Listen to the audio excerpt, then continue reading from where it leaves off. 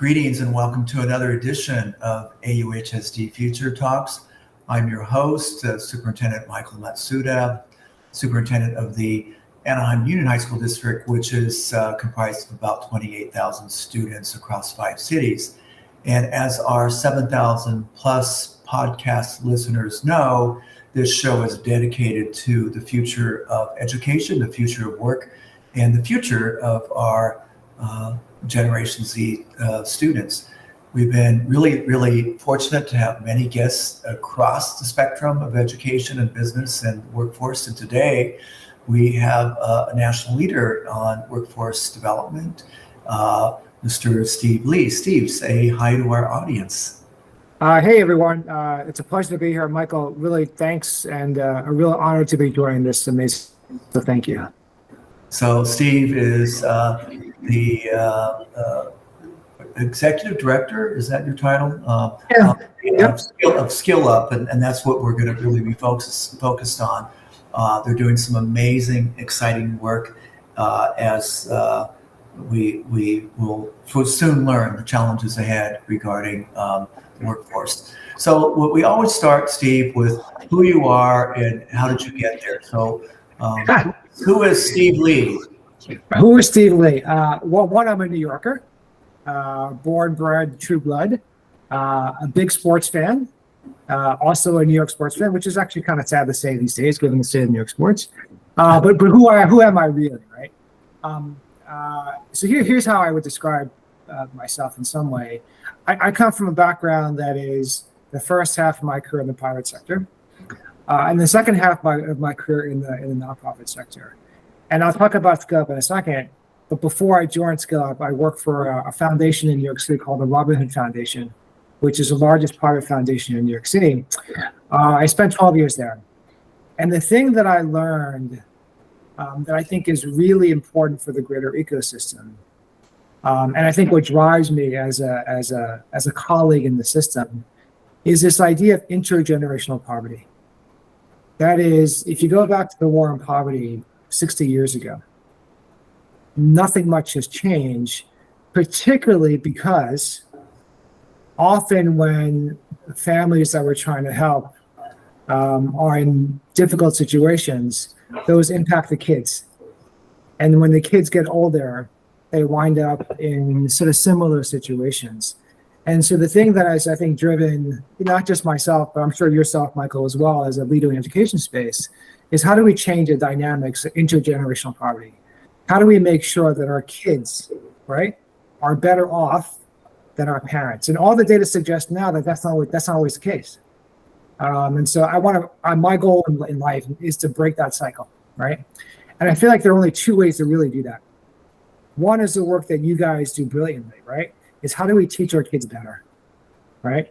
And there's a whole ecosystem that goes around that. But the second is the work that I play a little bit, which is around workforce. Because if you can ensure that families and adults have stable wages and wages that will stick around, that are jobs that are for the future, then what that means for stable families is that the kids have more stability. And when the kids have more stability, they wind up doing better in school, doing better in education, and wind up hopefully having better lives going forward. And this is how you break some of that cycle of intergenerational poverty. That's who I am as a person, Michael. Like, that's my goal, is to work with others to try to have a very small role in breaking that cycle. Because if we can't break that cycle, then this country is going to forevermore be stuck in this world where you have the haves and the have-nots. And that's not the kind of world I want to live in, Michael. I think that's an awesome personal vision, and you are now head of a nonprofit called SkillUp that matches that vision and mission. Can you now talk about SkillUp and what? Sure. Yeah, sure. So SkillUp in a sort of nutshell is a direct-to-consumer technology platform that's trying to drive, in essence, low-wage Americans, primarily those without a college degree, into what we call high-quality jobs. And I'll explain later what that means, because that relates to how we think about the future of work and all the stuff around AI and disrupting jobs. So that is what we do. The way I explain it to like my 5-year-old niece, what I say is think about SkillUp, maybe 11-year-old niece. I don't know, we have 11. Think about SkillUp as like a kayak in the workforce space, in that we have a direct-to-consumer platform where we market to America using digital marketing techniques, the workers that we care about, those who are low wage without a college degree. And when they come to our site, what we hope we've done is created a pathway so that we can send these workers into systems that are looking to hire employers, train education providers, training programs, or in essence, serve low-wage workers in a way that's meaningful for them. And so we hopefully have built a system in the background where we have vetted the best-in-class partners that we send them to, just like Kayak would to some degree vet the hotels, right? From which the consumers would pick seats for the hotel. That's kind of what we do in a nutshell. And we think we do it pretty well. SkillUp launched in July of 2020 on the heels of COVID. And I'll talk a little about how it's evolved. But today we've served close to 1.5 million users across America. And we think we've done a good job in terms of engaging and hopefully getting people to a better place. But that's basically what SkillUp does in a nutshell, is think about us as like a digital intermediary, right? Putting people into systems that are going to benefit them going forward. So 1.5 million American underemployed workers, what you're doing is you're connecting with them and like you say, like you're directing them to a job. Now, let's just say you have the underemployed hotel worker, who's a great worker, but she wants to skill up. How does that work? Yeah, so one, we will find out, hopefully we can message to that worker, hey, we exist, right? That's step one. And we do, I think, a really good job using all the digital marketing tools that everyone knows and loves or hates, right, to be honest with you, right? So they come to our website, and through that website, what we hope we have done is we've created a simple path where they can very quickly get the right information that's tailored to them so that they can make the right choice for what they want to do with their life and career. The way that we have developed our site, think about it a little bit like an Airbnb functionality. Like when you rent something on Airbnb, you can filter on what you think is most important, right? Price, how many bedrooms, location, things of that sort. So on our site, you have a similar functionality based on two primary categories. One, let's find you a job in and of itself, right? Where we have partner employers that have posted jobs with us, or we source jobs through API connections, right? So that's one. Or B, there's a good chance that you might need some training. There's a good chance you might need a certificate, right, or a credential. We will send you into a system that has what we think are best in class for those credentials, but you get to make the choice. And so let's say you're interested in a program that's low cost in IT, you can sort and filter, right, the options you have to winnow the option of choices so you can make the best selection. That's not too much information because no one likes too much information, but enough information when you can make the right choice based on how you sort and filter. So it's your choice, just like you would rent an Airbnb apartment. That's what we allow users, hopefully in a streamlined, very simple way, with lots of simple information, but information that matters most to them. So the thing that matters most for most job seekers is how much am I going to earn? How long will it take me, right? And what's it going to cost me? Those are the three things that matter most, right? And we filtered out like those three options so people can pick and choose like what's most important, because those are the things that matter most. And then whatever you choose, different options show up. So if you want to earn the highest salary, you're going to be geared towards, let's say, IT. Let's imagine, right? But if you want something that's quick, right, time is of the essence, then you may want to do a different training, let's imagine, or have a different job, and you can sort and fill based on what's really important to you. So it's very worker focused and worker led and worker choice. Yeah, I love the website. It's very intuitive in terms of where you're going and looking at these different jobs. And it says right there approximately how much you make, how long does it take to get Right. and it's most of these are free. Right. Is this offered in languages, Steve, yet? It's not. It's only offered in English. It's a great question. Obviously, particularly where you guys are in Anaheim, we are very carefully thinking about how to do something beyond just Google Translate, because that doesn't always work out. It just requires some time and effort, and we haven't prioritized it yet. But I think that's going to be in the pipeline going forward, Michael. Yeah, this is a really, really powerful tool that you've created. I can see why you have a lot of interest, because it just kind of, it's like a air traffic controller type of deal. You know, you just, and it seems very intuitive, so I like it. So. Yeah, so, okay, so you've had initial success in a very short period of time. What are some of the gaps that you see and the challenges out there in terms of connecting the dots better with the institution? Yeah, I think it's a great question. There are challenges all over the place. One very, very specific to SkillUp as a B2C tech platform is how do we engage users at the outset? Because one of the things that we have as a saying at SkillUp is how do we help people doubt their own self-doubt? So if you think about workers in the past, actually for the past 60 years since the war in poverty, they've struggled sometimes, they've been burnt sometimes, if we're honest, right? And they have doubt around what a platform like SkillUp can actually offer. I've tried other tools before, I've tried Indeed, I've tried LinkedIn, nothing has worked. Like, what makes you different and special?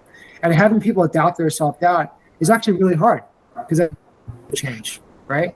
And so everything we try to do around how we market to people and how we have a product experience is hopefully designed for people to doubt, because we give them optionality and choices, right, where they can make their own best decision, right? So that's one, is helping people doubt. And it's a real challenge.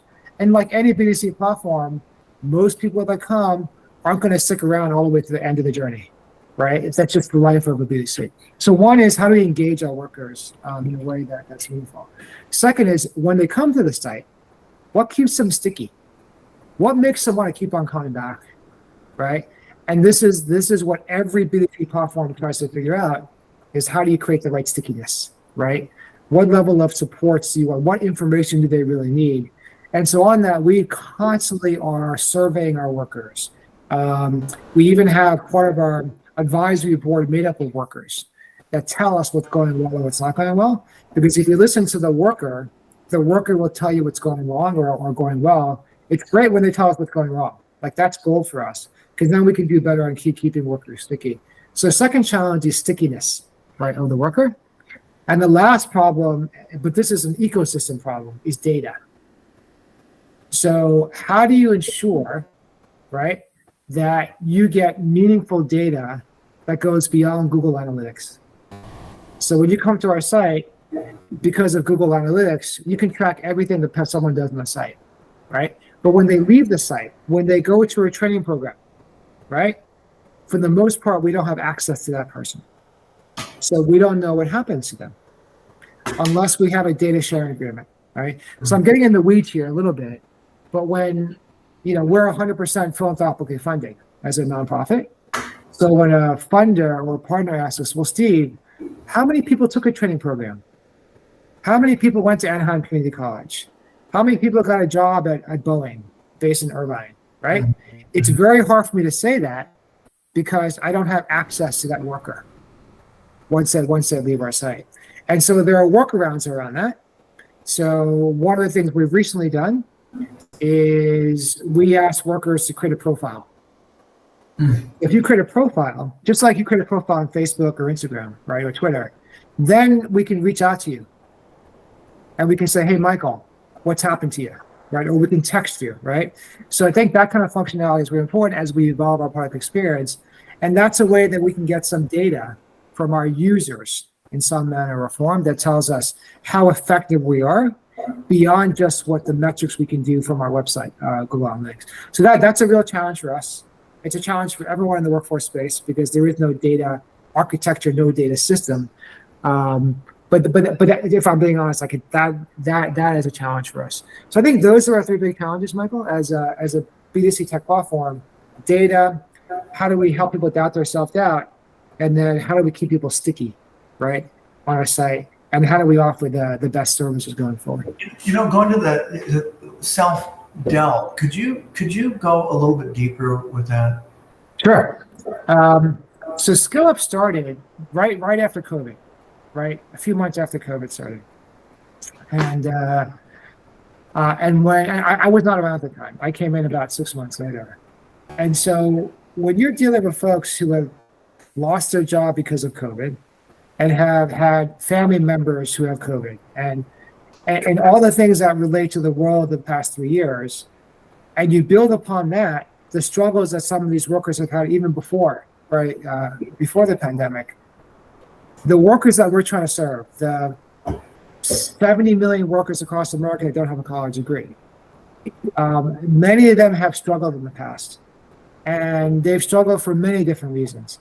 And sometimes they come out of those struggles with a little bit of doubt on what they can do in terms of career, in terms of, what are employers doing, right, to sort of help me out in making sure that I can be my very best. How can I ensure, even if I have a job, that I can even upskill within the company?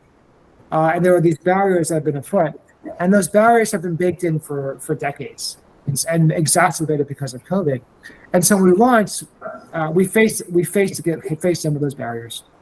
And so we had a lot of people come because we were a new game in town, but a lot of people didn't stick around, right? Like why? So they came and I said, okay, great, but they left, right? And so when they come and leave, we're not offering any real value in many ways. And I think we've learned that I call this idea of like a warm hug, right? How do you create a hug, like a virtual hug, right? Because in some manner you got to do that because they haven't had a hug before. And so the more that we've evolved over the past 2.5 years, we've tried to build in what we think is a hug, right? It's the option, the Airbnb functionality, right? Making sure we only serve up the best in class that matters to you, right? Time, money, and cost, right? Ensuring that we have the best jobs that lead to jobs that will not go away in 10 years, because people are worried about that as well. And so again, we only surface jobs that are in demand now and in the future, that aren't going to go away right in 10 years. So this is why we only have 35 jobs on our site, because all of those jobs are going to be around. They're in demand now and going forward.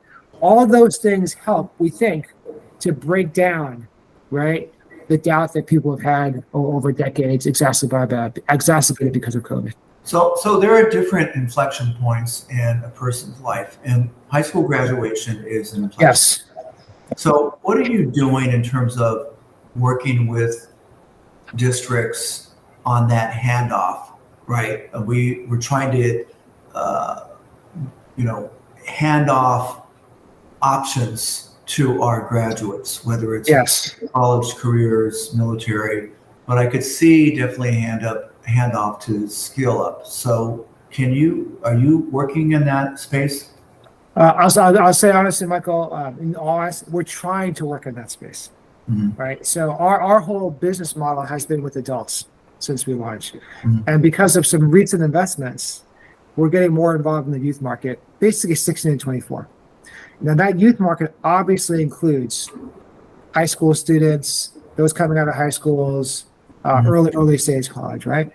But again, I'll be honest with you, as this tech platform, getting into those systems is hard, right? And you know that, we all know that, right?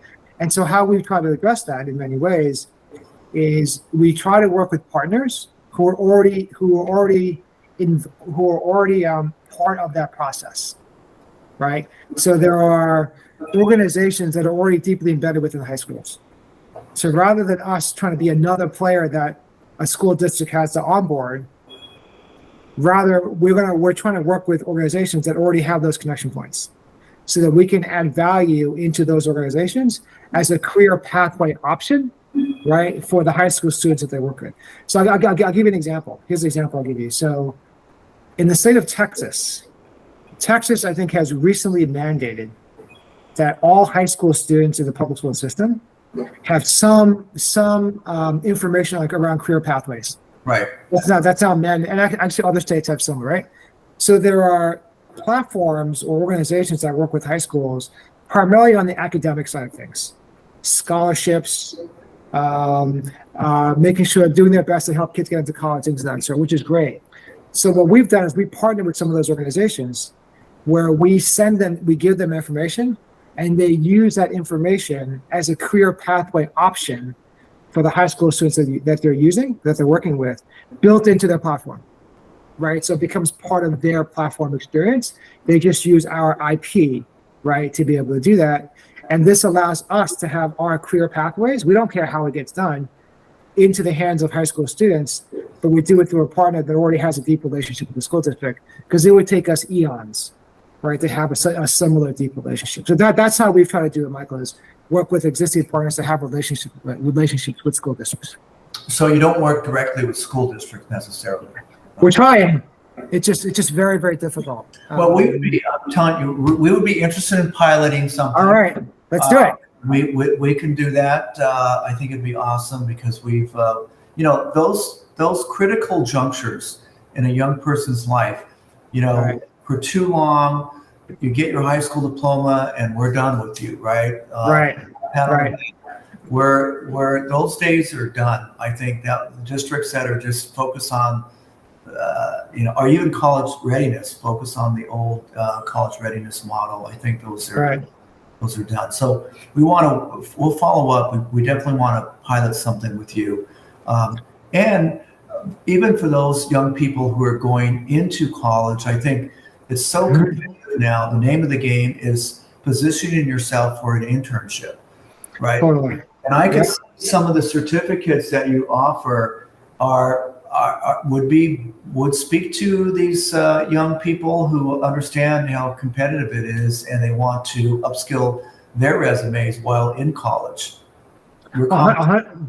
Yeah, indeed. And I know, Michael, that the Anaheim School District does a wonderful job embedding. I think some of the Google STAR programs right into your career, like that is gold.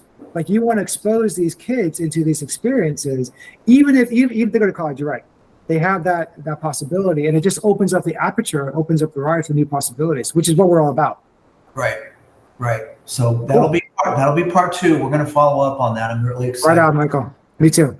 So the next question, I know we're going to run out of time here soon, but sort of addressing what you think are the big tectonic shifts going up in labor in the job markets. Oh gosh, I wish I was Nostradamus. But here's my thought. I'll be honest. Like since SkillUp started, there's been a revolution in the labor market. Again, when SkillUp first started, it was on the heels of COVID. There was 15% unemployment. People just needed a job. That's all they needed. Fast forward to and unemployment's like 3%. It's like 3.5%. Most people have a job, right? Right. So what people care about now is a career, right? And so, again, we've had the shift as an organization from just getting a job to now getting a career, hence the warm hug, right? Because we want to help you get a great career, right? So going forward, there's all this talk about AI, right? Generative AI. And I do think some of that talk is real. I do think that 20 years from now, I think it was the McKinsey or some other group had a report that 20 million jobs will be gone within 10, 15 years, right? I think that's true. Like, I really do believe that. The question is, how does that impact the workers and the learners that we're trying to help? And so the thing that I think we try to do as best we can, given those dynamics, right, is to ensure that we put our Nostradamus hat on using data or ensure that what we offer, and this is what we try to do now, maybe imperfectly, provides the training and the certificates and the jobs that will be around forever, no matter what, right? So, for example, no one talks about skilled trades that much. No one talks about plumbing, right? Like plumbing. I wish I was a plumber sometimes. Oh, yeah. Seriously, right? Yeah. Like, no one thinks about that. But I can guarantee you that when our kids are 1,000, whatever, right, 1,000 years, they'll be a plumber. Yeah. Right? You're not going to have some robot do a plumber, or you're not going to have AI do plumbing. At least I don't think, right? So that's what we try. We want to ensure that whatever we get, it's not just a good job at the outset, right? But ensure that those jobs will be around when our grandkids are around. And that's why we only have something like 35 jobs on our site. We don't have 100, we get 35 types of jobs because those are the jobs that we've done our homework as best we can to identify they'll be around when our grandkids are around, right? So I think that's actually really important because we can't predict the future, but I think we can predict what jobs are going to be around, right? And we do our best, and the whole ecosystem is trying to figure out the same thing, Michael, to be honest with you. Now, I guess last question, or just about last question. I mean, you have a tremendous resume, and from Duke to or Berkeley to, you've gone to some of the best universities. What's going to happen with the universities given the changes in job market, AI, and so much time, effort, and energy has been spent in this country on college preparation. Where do you see the disconnect and the shifts happening? It's a great question, Michael. It's a very very heady question. Here's my side, but I think some of this stuff is happening now, Michael. And so my take on it is going to be a bit of a cynical take, but also some positive, right? The cynical take is I think what's going to and what's already happened is that there's going to be a further divide between the have and the have-nots, right? And we're already seeing that, right? Where I went to college and school, they're going to be around for hundreds of years. That's just the way it is. But because of the dynamics of where we live and AI and there's a whole issue around demography and people not having kids, and there's a whole issue around that. All the ones that you might call lower tier, they're going to struggle, and they're going to go away. Yeah. So you're going to have to, but where are people going to go if they can't go into the top tier? So this is where you're going to have to backfill, right? I don't know what the backfill looks like, right? But I feel like important players in the space will be employers, right? That may be able to hire against that backfill and train within the company itself. So rather than the college being the training option, the employer becomes the training option.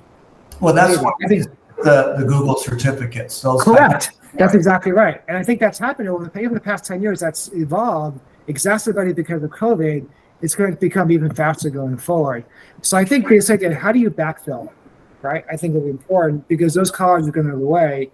And so when you have the higher tiers, the rich get richer, right, kind of thing, the poor get poorer, they go away, and you have to backfill somehow.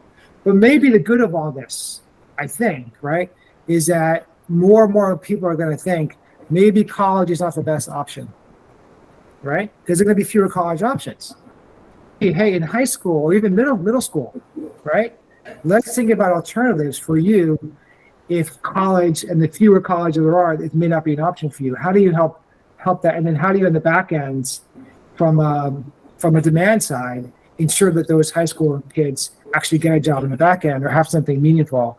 I think I'm a big believer in the marketplace, the free market. I think some of that stuff will start to fill in, right? But we're going to see how that happens over time. But it's undoubted that the college system is going to truncate, right? And the question is, how do you backfill that? And SkillUp is part of the backfill. I mean, back to where we began, where you began, and back to your mission, right? Steve Lee, you are dedicated to this addressing intergenerational poverty and decreasing the gap between have and have-nots. So on behalf of our 27,000 listeners, we are so grateful for the work that you do, Steve. Thank you so much. Thanks, Michael. It's a real pleasure and honor. So thank you all.